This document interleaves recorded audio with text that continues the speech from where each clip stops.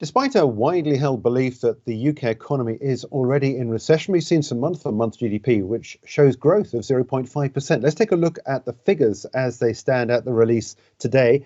After a decline of 0.6% in September, this rebound came after the economy got back up and running after the national period of mourning for the Queen during September. Car sales rebounding, and there was strong growth activity as well in the health sector.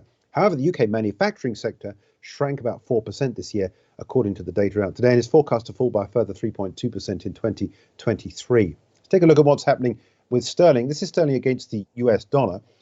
We are long on this going into what is a period up here of resistance. We're currently trading at 122.71. If you are long and you want to put a trade on now, your stop would go under the underside of this red line here, which is the 200-day moving average, just below the 121 level.